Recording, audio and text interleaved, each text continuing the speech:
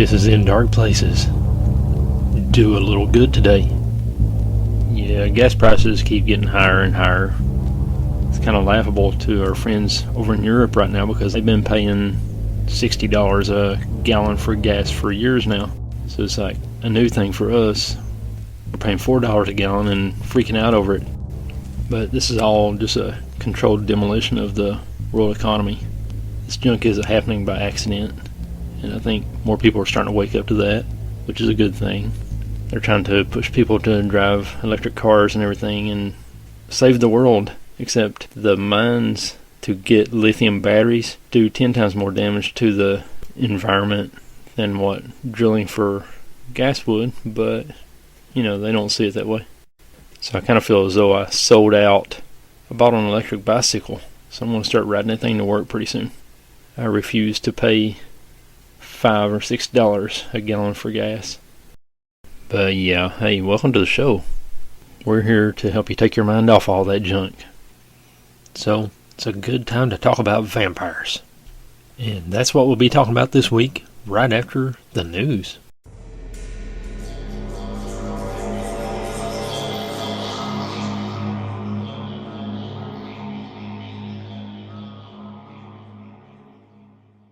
Scientists try to solve mystery of 300-year-old mummified mermaid currently being worshipped at a temple. By Ryan General. Thanks, Ryan. Japanese scientists have started investigating the mysterious mummy mermaid that has long been an object of worship at a temple in Okayama Prefecture. A team of researchers from the Kurosaki University of Science and Arts are conducting scientific analysis of the mummified remains of the mysterious icon to determine what they are actually composed of.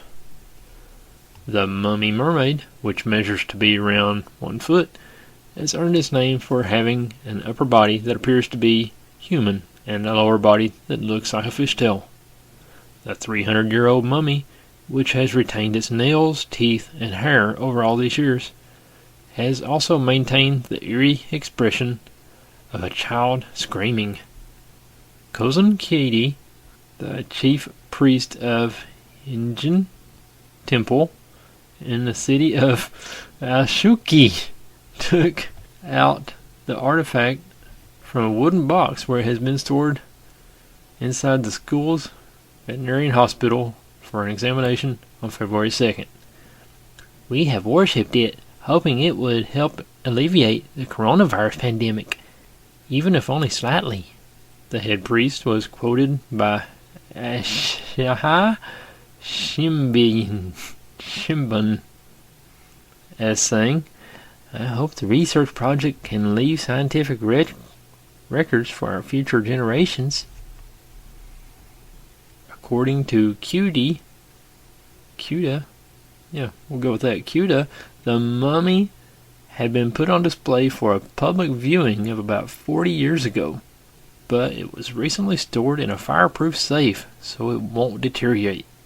A note inside the box claims that the mysterious creature was caught in a fishing net on the coast of Tosa Province, now Kochi Prefecture, between 1736 and 1741.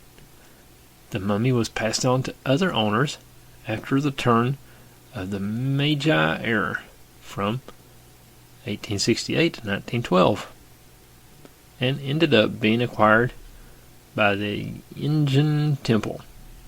The remains are to be studied from a variety of academic perspectives. Hiroshi Kinashita, a 54-year-old board member of the Okayama Folklore Society, will study the mummy from the viewpoint of folklore studies, while Takafumi Koto, a 54-year-old paleontologist professor, will conduct morphology analysis on the upper body of the artifact. Meanwhile, an associate professor that specializes in ichthyology will study the fish-like lower body, and an associate professor with expertise in molecular biology will do the DNA analysis. The researchers are set to release their findings in the fall of this year. Here is the Nicolas Cage Meltdown of the Week.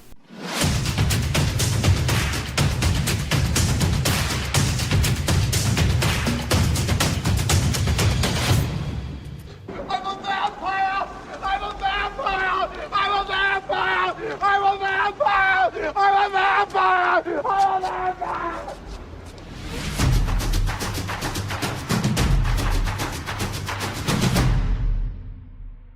Thanks, Nick. What is a vampire?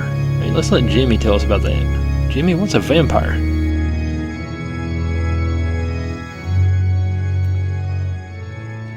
You know, maybe I should have spent my time this week trying to solve the gasoline price crisis, world peace,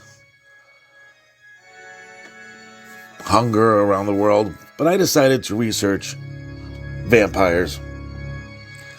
Vampire, in popular legend, is a creature often fanged that preys upon humans, generally by consuming their blood. Vampires have been featured in folklore and fiction of various cultures for hundreds of years, predominantly in Europe, although belief in them has waned in modern times. Characteristics of a vampire. Because there is a long history of walking corpses and blood-sucking ghouls in folklore, it is difficult to pin down a distinctive set of characteristics consistently attributed only to vampires. Central to vampire myth, however, is the consumption of human blood or other essence, such as bodily fluids or psychic energy, followed closely by the possession of sharp teeth or fangs with which to facilitate this task. In most depictions, vampires are undead, that is to say, having been somehow revived after death, and many are said to rise nightly from their graves or coffins, often necessarily containing their native soil. Vampires are typically said to be of pale skin and range in appearance from grotesque to preternaturally beautiful, depending on the tale. Another frequently cited physical characteristic is the inability to cast a reflection or shadow, which often translates into an inability to be photographed or recorded on film. A person may become a vampire in a variety of ways, the most common of which is to be bitten by another vampire. Other methods include sorcery, committing suicide, contagion, or having a cat jump over a person's corpse. Never heard of that one before.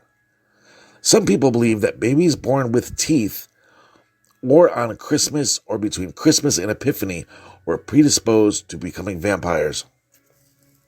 While vampires usually do not die of disease or other normal afflictions, they are indeed often said to have faster than normal healing capabilities. There are various methods for their destruction. The most popular of these include a wooden stake through the heart, fire, decapitation, and exposure to sunlight. Vampires are often depicted as being repelled by garlic, running water, or Christian implements such as crucifixes and holy water. In some stories, vampires may enter a home only if they have been invited, and in others, they may be distracted by the scattering of objects such as seeds or grains that they are compelled to count, thereby enabling the potential victims to escape. And there you have it. Maybe I'll work on that gas crisis now.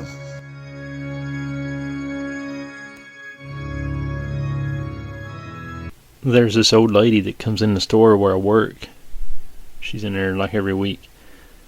And she smells like garlic. I wonder if she's trying to ward off the vampires.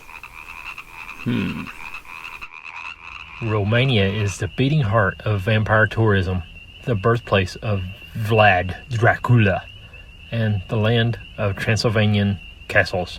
But for rural communities up and down the country, vampires are more than just a tacky attraction.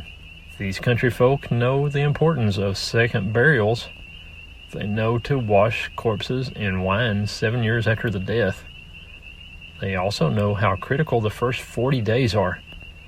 That if a stringoi, or night vampire, isn't dealt with in this time, it'll transform into a moroi and attack during the day.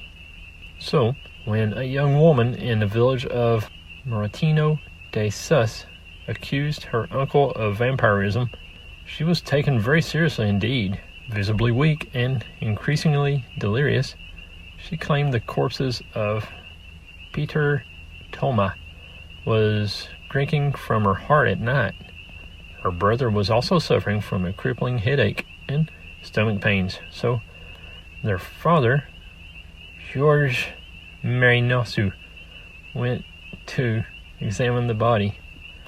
Without a doubt, his brother-in-law had become a strangoi, the stomach swollen and its mouth stained with blood. At midnight, a little drunk on liquor, Marinescu cut into the old man's chest with a scythe and lanced out his heart with a pitchfork. He carried it to a crossroads and burned it over smoldering coals, catching the ashes in a tea towel and then stirring them into water. In the morning, he fed the potion to his family, and before long, their symptoms had improved. His daughter was healed and his son could stand up. But for some people, the ritual was just a little too medieval for 2004. Toma's city-dwelling daughter reported it to the police, and Marinescu narrowly avoided jail. The villagers were bemused. They failed to see any victims. Either the corpse was just a corpse, they reasoned, or they had slain an actual vampire. Despite the legal iffiness of the practice, vampire slaying continues in Romania to this day. The ancient ritual is passed from generation to generation, and some even learn it as children. Vampires, they say, are everywhere, even now. In cities, they're just harder to notice.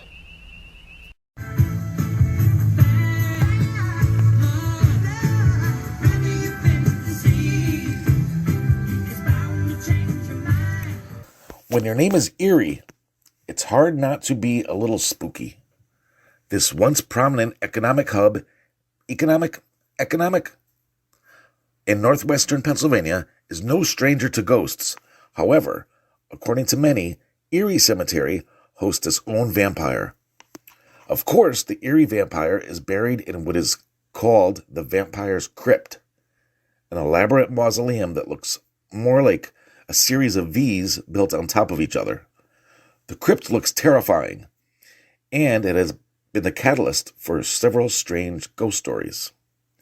Many claim that the crypt gives off an unnatural or otherwise oppressive vibe that is unlike the usual uneasiness that most people find in cemeteries. Others claim that the crypt has been previously burned by superstitious locals, quite possibly the same people who chiseled the name off the mausoleum. Cemetery records claim that the tomb's owners are the Brown family. Also, two legends concerning the crypt made it clear that the occupant is not resting in peace. In one story, a young man scaled the crypt's walls after agreeing to a dare. Once high up, the young man saw something terrifying and fell. When he woke up in the hospital, he saw the same specter again and fled in terror before accidentally falling to his death. In another story, a widow visiting her husband's grave was attacked by a pack of feral dogs that seemed to be guardians of the vampire's crypt.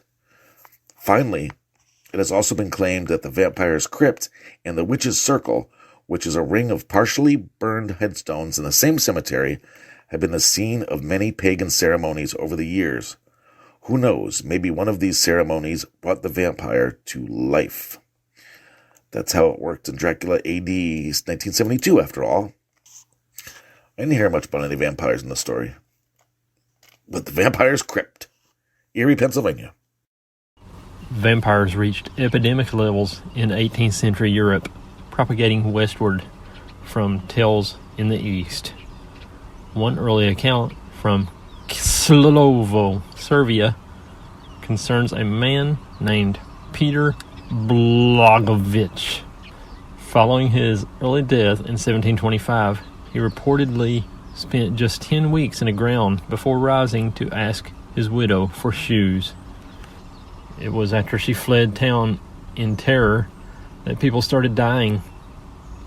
Over a period of 8 days, 9 of their neighbors were mysteriously killed, and in each case, Blagovic was blamed. By the victims' own accounts, he appeared at night and throttled them with his hands. Panicking villagers appealed to the imperial provisor of Gradsk district. They demanded permission to open the grave, threatening to leave Klusovo if he refused. Upon reluctantly exhuming Blagovic's body, the provisor was astonished to find it seemingly undecomposed. According to his official report, the hair and nails had continued to grow. The skin looked fresh and new, but he was using Suave lotion. And the weeks-old cadaver didn't even smell. Aside from the decaying tip of his nose, the corpse looked no different than a sleeping man. For the villagers, the presence of blood in Blagovic's mouth was proof enough of vampirism. They hauled the corpse out of the grave and pinned it with a wooden stake, causing fresh blood to erupt from the chest, ears, mouth, and nose. Finally, they heaped Blagovic onto a bonfire and burned his body to ashes. In Southern Slavic folklore, vampires, usually male, start out as a kind of shadow being, sucking blood from the living to become a gelatinous, boneless mass. Eventually, they come to resemble a human being and can wander around unnoticed. At this point, they can even impregnate women, their children becoming vampires themselves, or using their skills to hunt them. Wow, never heard this one before. Located in the Gorbals district of Glasgow, Scotland, the Southern Necropolis is a mammoth burial site containing over 250,000 tombs. Many famous and well-known figures are buried at the Southern Necropolis, including politician John Robertson, architect Alexander Thomson, and Sir Thomas Lipton, the founder of Lipton Tea.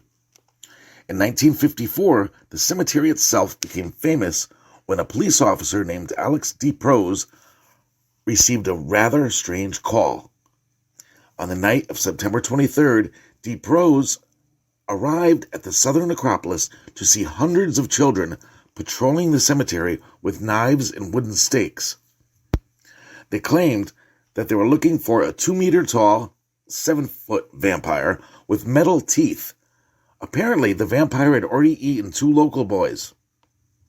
Soon enough, however, the headmaster of the boys' school convinced them that vampires don't exist. Besides, D. Prose knew that no murder, let alone a double murder, had occurred in Gorbals for quite some time.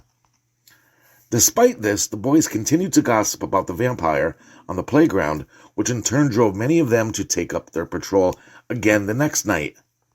And then they did it a third time, concluding a minor panic among children of Glasgow.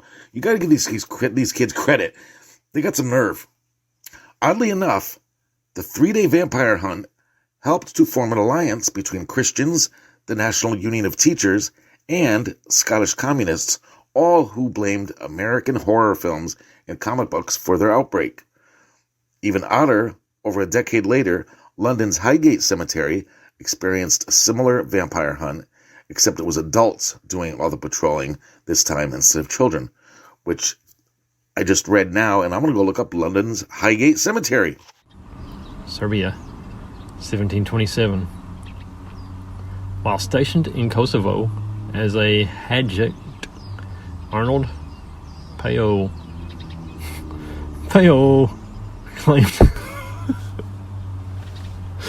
claimed to have been attacked by a vampire.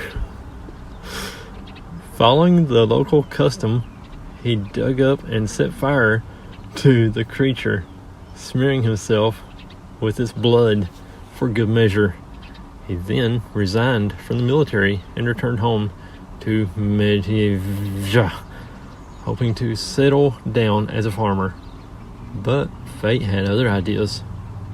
Shortly after marrying his wife, Peo fell from a hay wagon and died of a broken neck. 1 month later, he was back in town, walking the streets and feeding on cows. The mere sight of him was apparently fatal, as each of the witnesses died within weeks of their encounter. By now, people knew what to do. They disinterred Peyo's body and found all the usual signs of vampirism. Lips coated in blood, nails growing on the hands and feet, an appearance of vitality in the skin, and so on. Even his shirt was covered in blood, a sign that he had gorged on the living. The villagers staked and burned the corpse, threw the ashes into the grave, and filled the hole back in. But people kept on dying. Gradually, it dawned on the villagers that Peyo must have spread the contagion to others, not only through direct transmission, but also by way of the cattle that he had fed on and people later ate. The Holy Roman Emperor sent regional field surgeon Johannes Flukinger to investigate. Guided by the suspicions of the locals, Flukinger and his team opened a total of 13 recent graves to examine the dead. Some were in a state of obvious decay, barely recognizable as human, let alone vampire, while others, including earlier burials, were practically alive. One of the bodies, a 20-year-old woman named Stana, had been carelessly buried and half eaten by dogs. Yet 2 months later was entirely undecayed. Upon dissection, Flukinger found fresh, not coagulated blood in her arteries and veins. Furthermore, her intestines, lungs, liver, and spleen were as healthy as any living person's. The corpse of another young woman, who complained of nightly throttlings from her dead neighbor, Milo, was found with a strangled face and a bloodshot finger-length bruise on her neck. As they lifted her body from the grave, fresh blood flowed from her nose, just like Stana's. Her internal organs were healthy. Other vampires unearthed by Flukinger were a 10-year-old girl, 2 teenage boys, an 8-day-old baby, a mother and child, and 2 60-year-old women. The corpses were beheaded and burned by local gypsies, and their ashes thrown into the Morava.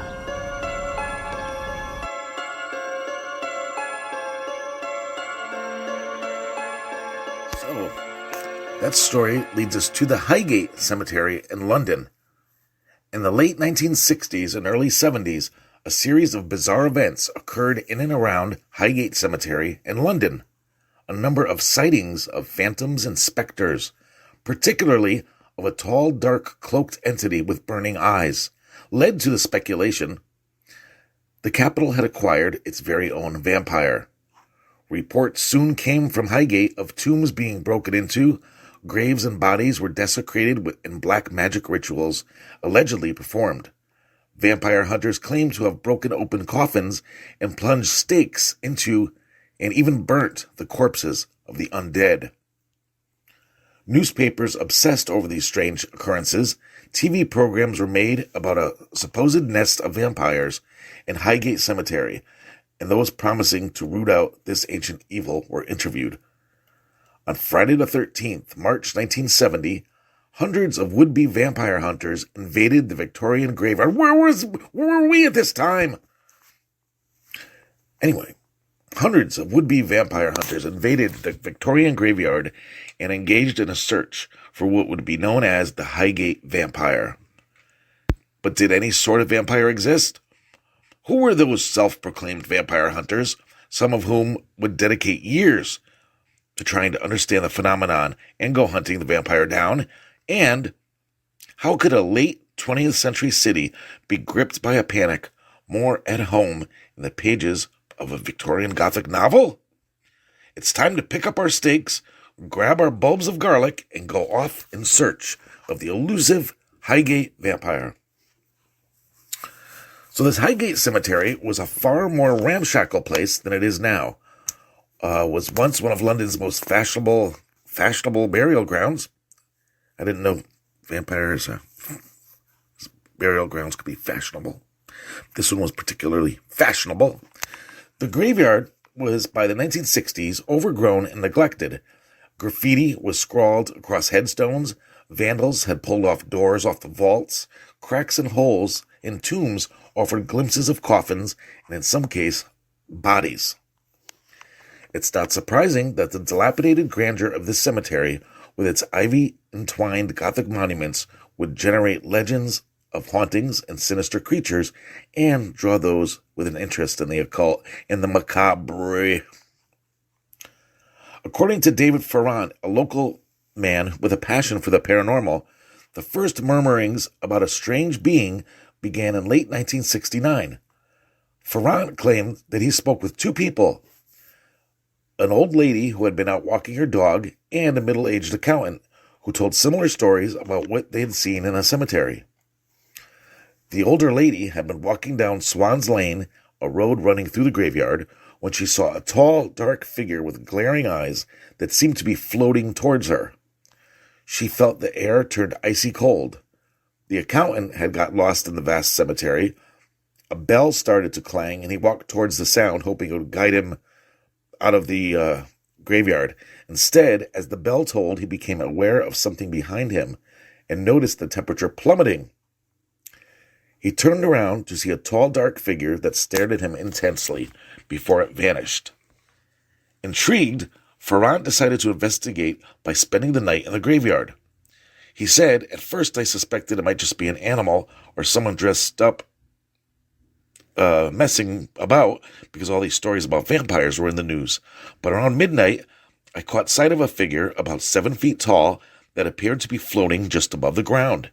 I saw its face and 2 points of intense red light. The area turned icy cold as if I'd stepped into a refrigerator. The figure seemed to be draining me of energy, and I felt I was losing control of my normal faculties. It felt like a vivid dream, like I wanted to wake up but couldn't. Realizing I may have been under intense psychic attack, I repeated mentally a Kabbalistic incantation used to repel evil forces. It disappeared, but I decided the reports were true. In February 1970, Ferrant wrote a letter to the local newspaper, asking if anyone had seen anything similar. A number of people responded, saying they had glimpsed apparitions in Highgate Cemetery and Swan's Lane. These phantoms, though, there were a variety of descriptions, including a tall man wearing a hat, a ghostly cyclist, a lady dressed in white, a face grimacing through the bars of a gate, a person wading in a pond, and a pale gliding entity. There were also reports of the sounds of bells and voices calling. There was little coherence in the types of specters people claimed to have seen. But another local man with an interest in the supernatural, Sean Manchester, was intrigued by what he read, and Manchester would soon make public his ideas about what the apparition in the graveyard might be. Though Ferrant had never claimed the dark figure he'd encountered was a vampire, Sean Manchester had little doubt that a genuine Nosferatu was stalking suburban North London. Manchester alleged that a king vampire of the undead was buried in the graveyard. This vampire, who in life had been an aristocrat and practitioner of black magic in medieval Romania, had been transported to England in a coffin by his followers in the early 18th century. The vampire had been interred in the site that would later become Highgate Cemetery, and his followers had also purchased a house for him on London's fashionable West End. The reason for Highgate's vampire's reappearance, Manchester said, was that rituals recently carried out by Satanists in the cemetery had reawakened his evil presence. Manchester claimed to have spoken to local people who've experienced vampiric activity. A schoolgirl named Elizabeth had seen the vampire walking down Swan's Lane. The girl began to have nightmares in which something evil tried to come into her bedroom. Eventually, 2 wounds appeared on her neck, and she started to display symptoms of anemia. Manchester and Elizabeth's boyfriend filled her room with garlic, crucifixes, and holy water, and her condition soon improved. Manchester spoke to another woman called Jacqueline, who said she'd woken in the night to find something cold clutching her hand. The next morning, she noticed deep tears in her flesh where she tried to force her hand free. Jacqueline and her younger brother soon developed a fascination that kept drawing them more to the dilapidated western side of Highgate Cemetery, where Manchester suspected the vampiric infection had occurred.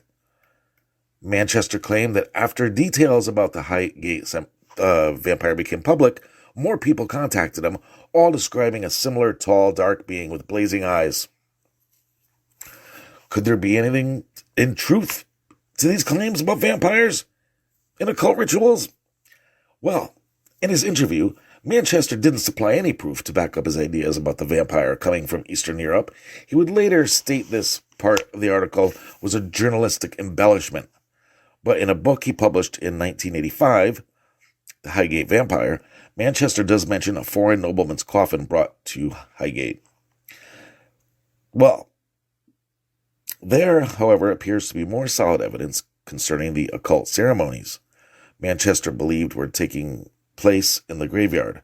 Ferrant said that the Highgate Cemetery, he often found discarded remains of satanic rituals, stubs of black candles, satanic markings on the floors of tombs, and one small chapel-like tomb with a marble floor and stained glass windows. An inverted pentagram had been drawn on the floor.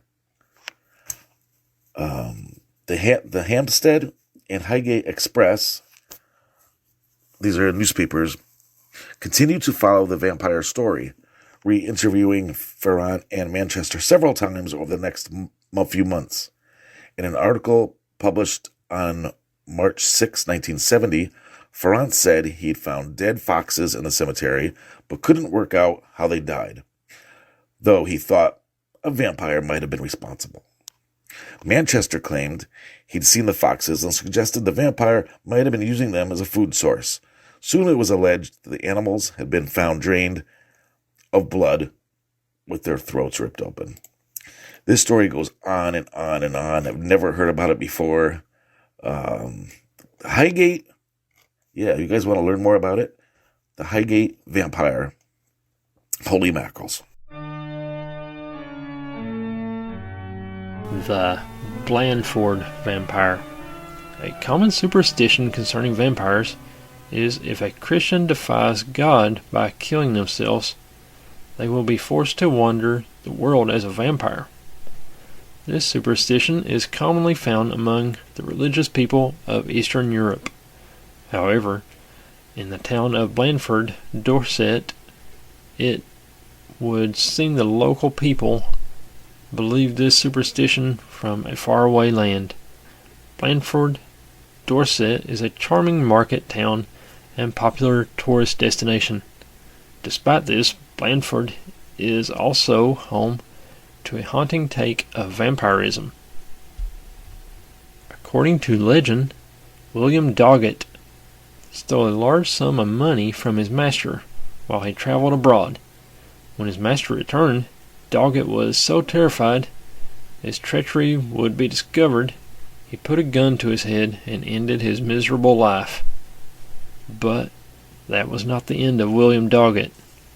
For almost a century following his suicide, the blood-soaked spectra of William Doggett were witnessed speeding through town in a black carriage pulled by jet-black demonic steeds.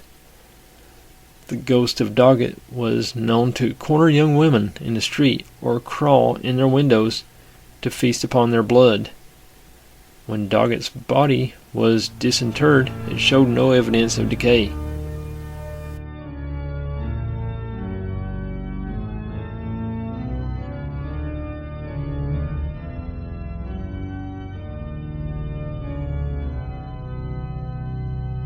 The Vampire of Berwick.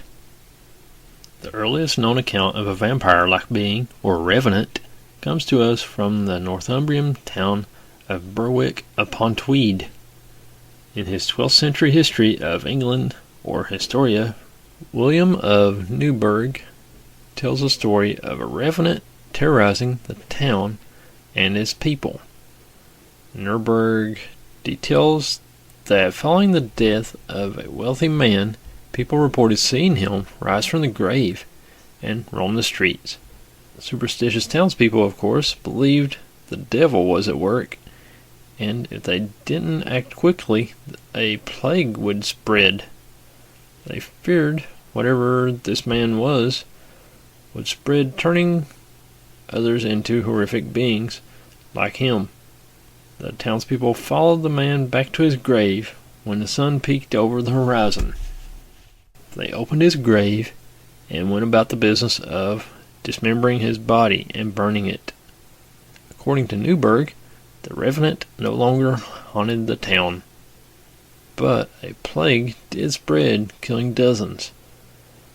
Those dozens, thankfully, remained in their graves.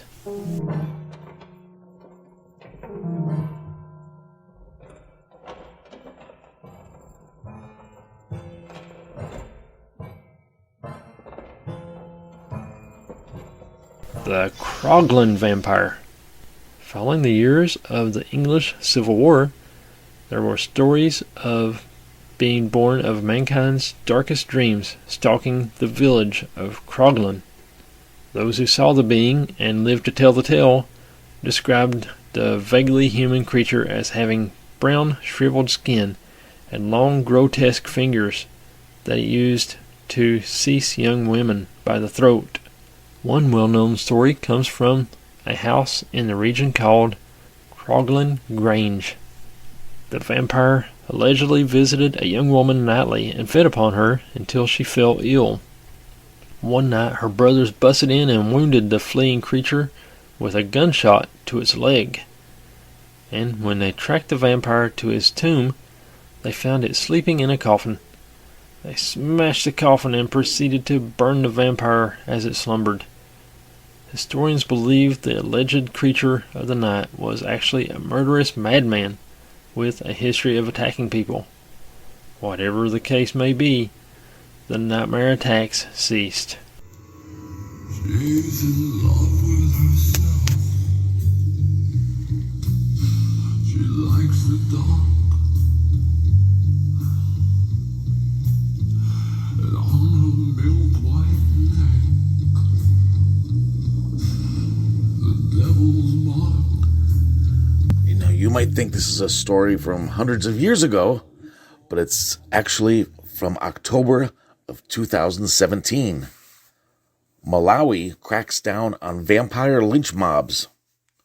Police in the southeast African state of Malawi said that they have arrested 140 members of lynch mobs who attacked people suspected of being vampires. At least 8 people are believed to have been killed, including 2 men on Thursday in the second city, Blandford. One was set on fire and the other one stoned, according to police. 2 others were arrested for threatening to suck people's blood, but people said they have no medical reports of any actual blood-sucking. Vigilante killings started on September 16th, when 3 people suspected of being bloodsuckers were killed by a mob. Traditional leaders in southern Malawi believe the vampire rumors started across the border in Mozambique, where rumors of bloodsucking have led to violence this week. In Mozambique, protesters have targeted police because they believe they are protecting the supposed vampires, leading to northern town's administrator to flee the city. The villagers in these areas believe human blood-sucking is a ritual practiced by some to become rich.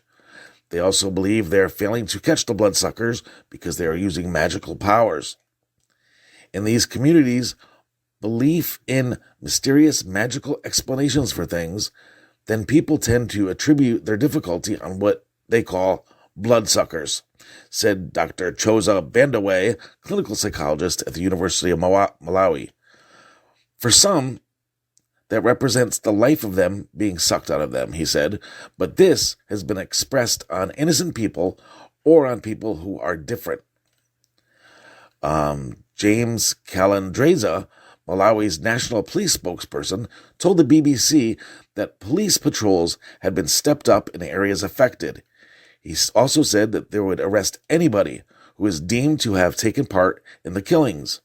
The curfew has been imposed in parts of the south, and earlier this month, the UN instructed staff to move to safer areas.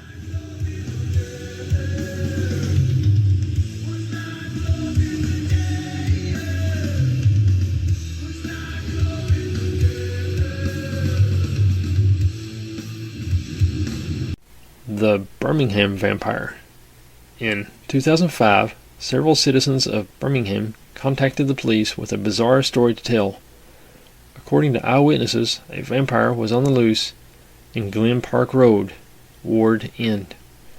The vampire allegedly bit a man and then viciously attacked his neighbors as they tried to fight him off.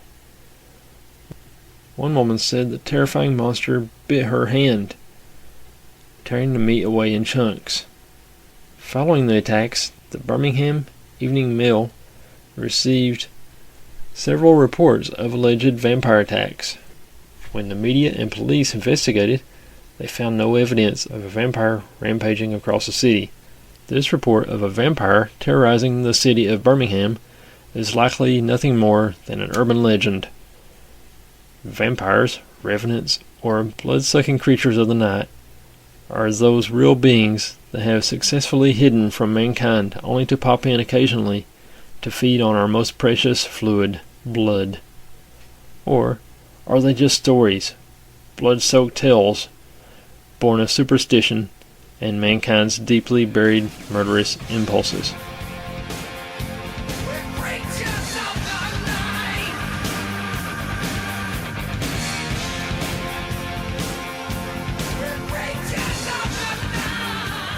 For some unknown reason, certain cemetery headstones attract urban legends.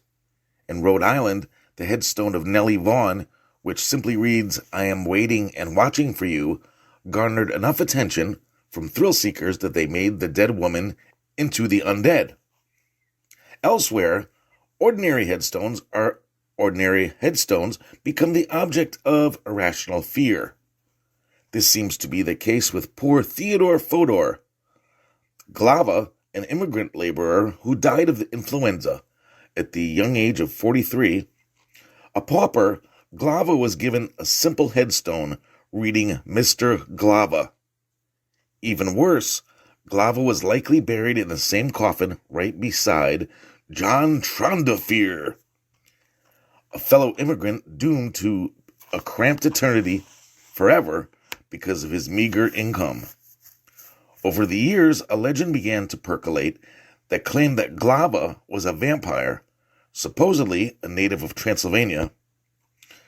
Guava was believed to have been a tall, thin man with dark hair and abnormally long fingernails. One could search for years and still not find both indicators of vampirism than these. Once realizing that a vampire was in their midst, the good people of north central Colorado decided to place a spike into Guava's heart. This action not only killed the vampire, but also supposedly gave rise to a tree that still stands in the middle of Guava's grave. Nowadays, one is more likely to bump into legend-tripping kids or paranormal investigators than the vampire Guava. But still, no one knows.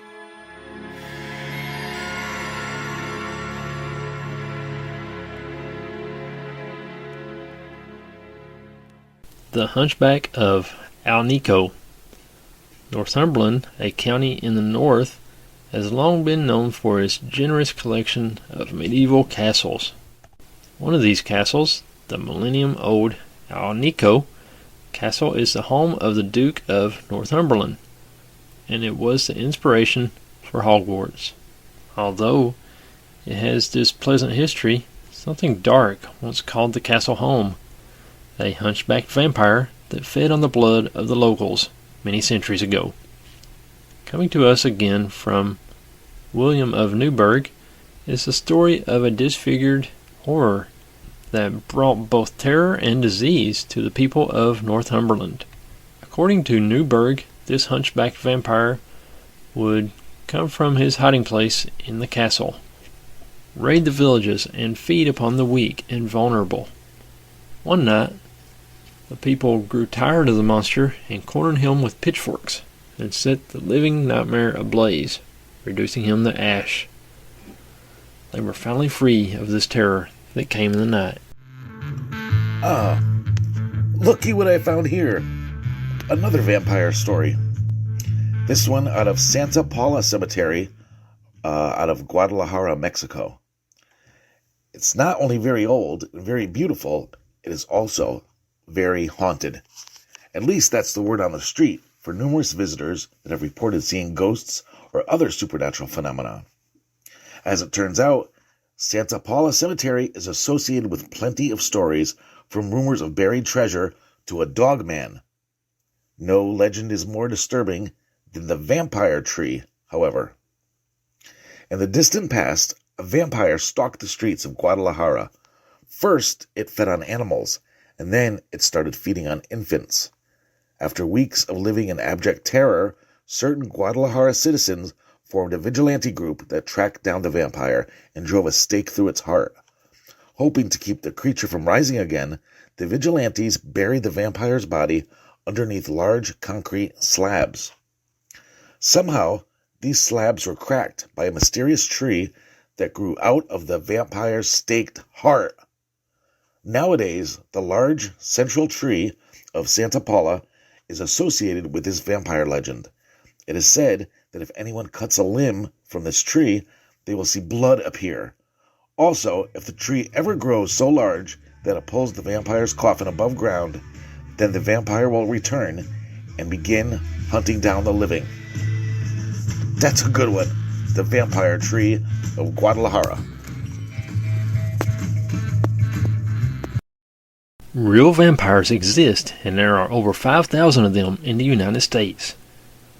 By the Washington Post. Thanks, Washington. John Edgar Browning met his first real vampire in a Gothic apparel store. A doctoral candidate at Louisiana State University at the time, Browning had already been on the hunt for several months.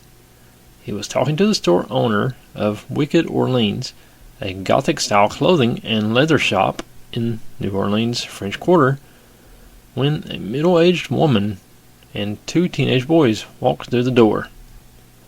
The store owner stopped mid-sentence. This woman, he motioned, was one of the people Browning was looking for. Nervously, Browning approached her and started talking to her about his ethnographic study of real vampires.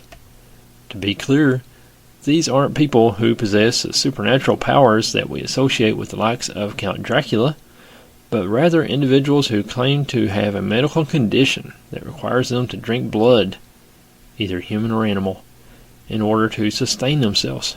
Members of this community have chosen to identify themselves as vampires in defiance of negative images that the label evokes. Does she know anyone who fit that description? The woman smiled, and Browning had his answer. Her open lips revealed teeth that had been filed to a point, like fangs. Though the woman never did give him a call, as she promised, Browning soon found himself in the company of vampires again at a nightclub. And then, several weeks following that, he met an elder vampire who invited him to attend meetings of the New Orleans Vampire Association, also known as NOVA. It's original. Browning, who has spent his entire academic life studying the depiction of vampires in film and literature, originally thought that there must be something deranged about real people who identify with the characters that seem more suited to horror movies than a historic district in Louisiana. Pervasive vampire lore, from the ancient tale of Count Dracula to the modern romance of Twilight, has assured that any mention of the mythical beings conjures images of bloodthirsty villains deeply rooted in the supernatural. Until 2009, the only area of vampire studies that I hadn't approached was real vampires, said Browning, who is currently a postdoctoral fellow at the Georgia Institute of Technology. I think I subconsciously saved it for last because I just thought what a lot of people think, that they must be crazy and have read too many fictional stories about vampires. His skepticism waned soon after he embarked on a class project that would turn into 5 years of field study among the real vampires of the French Quarter. Surveys conducted by the Atlanta Vampire Alliance have found that there are at least 5,000 people in the United States who identify as real vampires. Browning said there are about 50 living in New Orleans alone, a figure that he guessed is common for most major cities, and corroborated by sociologist D.J. Williams to the BBC. These communities have largely kept to themselves, knowing enough about public perception to not want to attract any prying eyes. Browning, aware of the visceral disgust that his research is likely to provoke, seldom brings it up in everyday conversation, but his own initial belief that there was something wrong with these people faded after he started getting to know them. After a short period of time, I realized they weren't crazy. At least, they weren't any crazier than your average Joe, he said. According to Browning, symptoms of vampirism start to manifest around puberty, when those who later become reliant on ingesting blood find themselves physically drained for no discernible reason. They usually discover accidentally that blood offers a remedy. They might bite their lip, for instance, and realize that swallowing the metallic liquid between their teeth gives them an instant burst of energy. Not every vampire must drink blood to survive. Some simply derive strength from taking the psychic energy of others. This can be accomplished through intimate human touch, like giving someone a massage. The community has adopted terms to describe their unorthodox habits. To feed is to drink blood, while those who give their blood are called donors. Being awakened and coming out of the coffin are ways to talk about becoming aware of one's vampiric identity. Elder vampires, then, are those who have been awakened for some time and can, in turn, advise others on how to cope. 1 year into his study, Browning decided to try being a donor himself during one of Nova's holiday charity events, where members of the vampire community come together to make food for the homeless. He met with one vampire who left the turkey he was cooking. "Each of them have a particular method," said Browning. This person used a disposable scalpel to make a tiny prick on Browning's back, and then used his fingers to squeeze the area until blood came out. Put his mouth directly over the warm liquid and lapped it up, repeating the process 2 or 3 times before cleaning Browning's wound. Browning said only the pricking hurt, but mostly because he's a needlephobe. Someone might become a donor for a number of reasons, from being a close friend of the vampires to doing it for financial compensation. Vampires approach these potential donors after having observed them for some time, and only if they're fairly certain they're the kind of people who won't freak out. The vampires that Browning spoke with claim that they can't control their urges, which amount to a need for around 2 or 3 feedings a week. If ample blood is on offer, they might refrigerate it and later combine it with other ingredients like tea. Kanasia, a woman who identifies as a blood drinker, told the BBC that she isn't a vampire by choice. "Many of us would rather not go through the cyclic symptoms and just be happy to live life like a normal person," she said. A real vampire in the UK, Alexia, echoed the sentiment. "If the cause could be identified, I would most certainly take a pharmaceutical pill," she said. Most vampires have kept their condition from their doctors because they are wary of stigma. But those who are known to have disclosed their habits haven't been given a medical explanation. "This could very well be in our heads," said a vampire who calls herself CJ. Yet those vampires who have tried to stop drinking blood have met scary consequences. When Kanasia went for 4 months without feeding, she found herself in the emergency room with a low heart rate that would shoot up to 160 when she stood or walked around. This will be followed by a massive migraine and sometimes loss of consciousness. Browning said he knows of a woman who found herself unable to go to work or even walk after a period of not ingesting blood. When her husband came to see her in the hospital, she fed from him in her room and immediately felt better. Though the habits of modern vampires may seem frightening to most, Browning insisted that the ones he met in New Orleans were incredibly friendly. After a while, I felt more comfortable being at a Nova meeting than I would be sitting in a coffee shop, he said. That's just how non-abnormal they came across. Being marginalized, they're more in tune with their self-identity and much more aware of the world around them. Browning said that he's been able to sympathize with and believe that the vampire's condition is real, even though there seems to be no scientific explanation. None of the people I interviewed gave me any reason not to believe what they're saying, he said. He found the vampire community in the French Quarter to be predominantly Caucasian, and to a lesser extent Latino. They ranged in age from 18 to 50, and they were split almost evenly between men and women. Browning found that most vampires were otherwise normal in the eyes of society.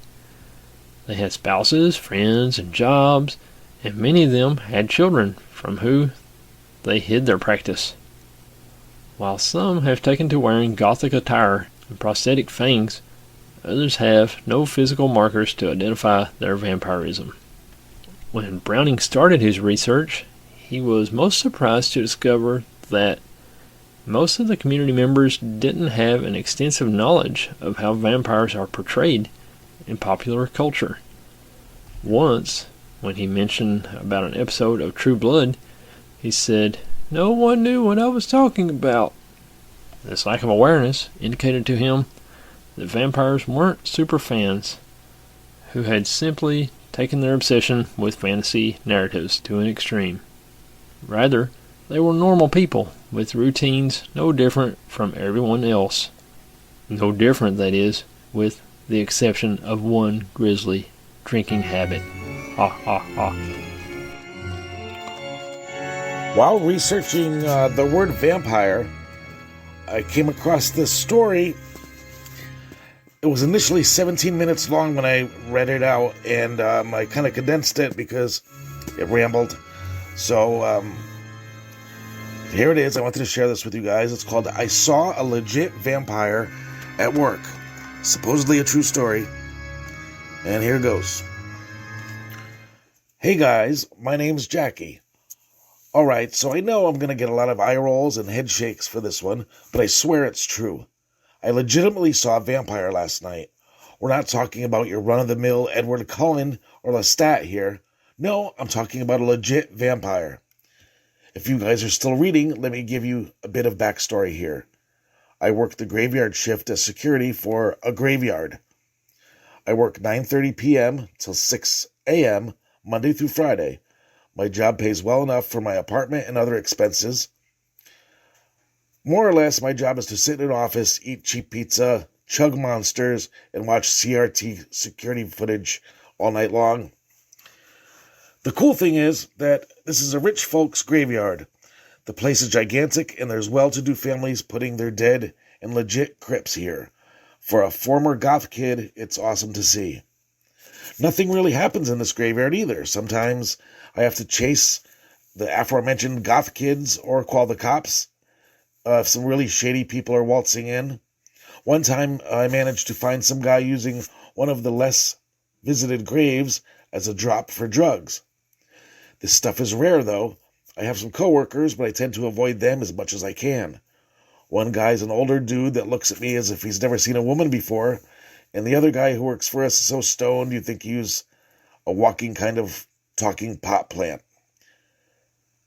Anyway, my life of mundane work ended pretty quickly last night. You see, in one of the more remote parts of the graveyard, there's this huge crypt I call the haunted house. The haunted house looks just like one of those crypts you'd see on the top 5 scariest location lists. Spooky stuff happens around there all the time, And that's not saying much since considering I work in a graveyard. But this crypt hasn't been visited at all in the last 50 or something odd years. No one walks by it. No one places flowers by it. No one even talks about it. It has a very old feel to it. It's probably been here for like hundreds of years or something. Or however long people have been living in my little slice of nowhere, Massachusetts. There's dead ivy all over the place. And if any photographer ever got the bright idea just to take a picture of that thing, they probably win awards for how perfectly spooky it looks. Last night, around 1 a.m., I'm sitting at my desk eating my $1 gas station ramen noodles, ready to mess around with my phone playing Lineage 2, and I spot out of the corner of my eye some dudes in ratty hoodies and that I smoke meth look in their eyes sneak over our giant barbed wire fence with a giant pair of bolt cutters, looking to get into the haunted house. Now, nobody has any idea what's inside this thing. The groundskeepers keep it relatively clean, and I make sure the kids stay out of there and nobody damages anything. So this was my time to shine. I grabbed my pepper spray, flashlight, my walkie-talkie, and skip out of the office into my golf cart. Something like this doesn't happen every night, and the worst thing that could have happened was that they'd kill me or something. I wasn't too bothered about that because of my student loan payments. So I hopped into my golf cart, turned on the headlights, and moved on over to the scariest piece of land in this giant cemetery. Now, I'm not exactly the frailest of girls you'd meet. I'm pretty tall, about 5'11". I take kickboxing lessons, and I have some meat on my bones. As it turns out, being a beefy giant kickboxer with skin more pale than the moon and hair that hasn't been brushed since puberty kind of made it easy to get a job as a security guard. It didn't help with dates, though, but who needs romance and love and feeling wanted anyway? Okay, she needs some therapy.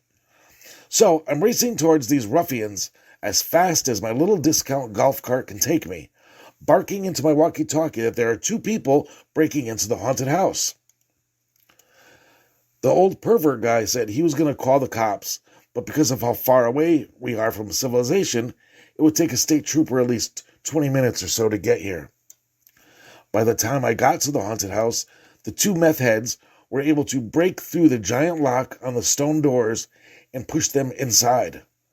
So they were already inside now. With my headlights shining into the haunted house, I was finally able to see what it looked like after 2 years of working at this place. Now, it wasn't just a show-off building containing 1 coffin. This thing had a lower level. No one ever told me about the lower level. To add to the creepiness factor, there were cobwebs, stone shelves with weird objects strewn about, and old-school oil lanterns that people could light up. Now, any sane person would have waited outside for the cops to show up and drag these 2 morons to jail for trespassing and destruction of property.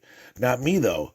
I hopped out of my golf cart, being an idiot, left my walkie-talkie in the passenger seat, and turned on the flashlight. The bright light shone down the long, dark stairway that seemed to go down for quite a while.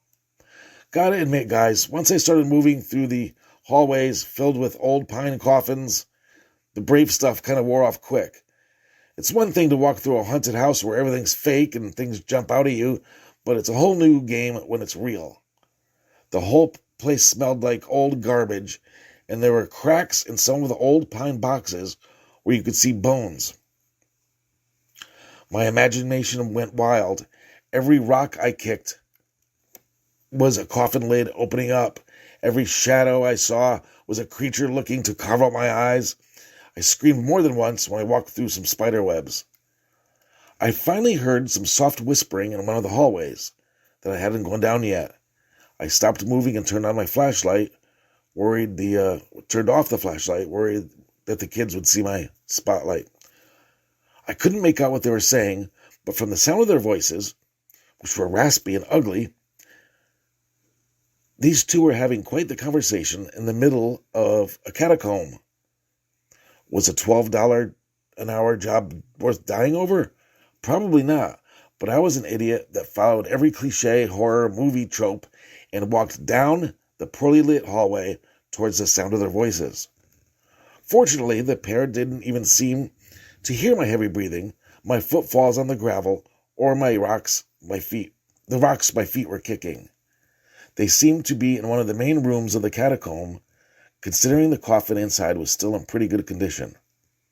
"Hurry up and open it. Security will be here any minute," the taller guy said to the smaller squatter guy with the bolt cutters, and he was working at the lock on the coffin. Now, that was a red flag right there. Why in the hell was there a lock on this damn coffin? I chalked it up to maybe olden times folk being super paranoid about witches and whatnot.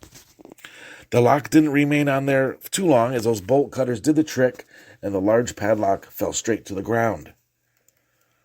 I should have jumped up right then and there, but I was curious myself. Besides, I needed to catch them in the act anyway. The two of them opened up the coffin slowly, and I saw the dim glow of their propane lamp.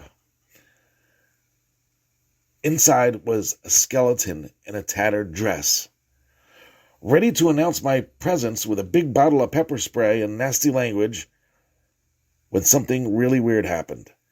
The short guy with the bolt cutters, he sliced his hand open and held his bleeding hand over the skull of the skeleton. As his blood hit the skull of the skeleton, nothing happened immediately. Suddenly, red lines started to form along the skeleton's bones. These red lines turned into veins, blood vessels, and arteries before my eyes. The skeleton was growing organs. I saw muscles, tendons, organs, a body grow right in front of my eyes from those small drops of blood. A hiss escaped the mushy skeleton as it started to freaking float out of the coffin. I was frozen in terror as the whole underground catacomb erupted into screams and whirling winds. I saw a person slowly rebuilding just in front of my eyes. This person just floated right past these two goons. And they were laughing about it. But not for long, because that floating, regenerating corpse thing tasted that blood and was on them like flies on you know what. I've never seen anything move that fast or rip somebody's throat out that quick and coat itself in the blood of another person. The more and more blood that poured on this thing, it regenerated. Glowing green eyes filled its sockets. Its vocal cords regenerated to release the scream of a banshee, and pale flesh grew over exposed, glistening muscle. Mr. Lanky wasn't too far behind his fat friend, though, because he began to book it towards the next exit, and that thing finished its meal, and I'm not making this up, punched a hole right through his chest from the back, and then lifted him up with one arm and let all that blood pour into his mouth. My eyes were shut tight by this point. The only thing left was the gurgling screams of the two drug addicts and the screams of the damned around me. I'm not a crier, I don't cry easy, but ladies and germs, I was an infant in this situation. Something was swirling around me, cackling, and whispering nonsense into my already assaulted ears. I don't want to die here, I kept whispering over and over. Please, God, don't let me die in here, I shouted at the top of my lungs, and I felt the body of Mr. Lanky fall to the ground. Suddenly, the sound stopped, the horror stopped, and I felt cold, wet hands on my cheeks. Open your eyes, a feminine voice whispered. Of course I listened too, and as my eyes opened, I saw the bloodied, pale-skinned, black-eyed, white, long-haired monster in front of me, just a few inches shorter than me, with a twisted, dark grin on her face. Blood ran down her mouth, all the way down to her tattered dress. She had yellowed teeth with long, sharp fangs, looking right at me, as if I were next. I whimpered, tears running down my cheeks, as I waited for this monster to do me in next. But she didn't kill me. What she did do was stare into my open eyes for what felt like hours until everything went black. And I woke up in my golf cart. The crypt was closed back up. The cops showed up a while later. They went down into the catacomb, but after a bit of exploring, They said they didn't find anyone or anything out of the ordinary. Just a few coffins and some spiders.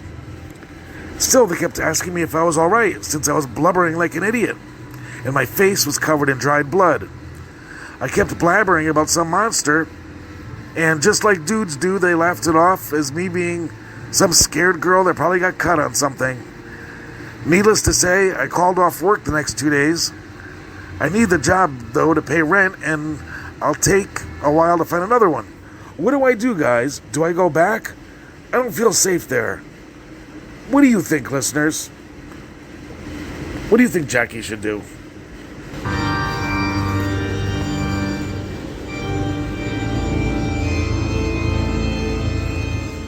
And that's going to do it for this episode. If you've got a scary story you'd like to tell and be a guest on the show, send an email to indarkplacespod@hotmail.com. Thanks, as always, Jimmy Haunted, and thank you for listening. We'll see you again right here next week. God bless you.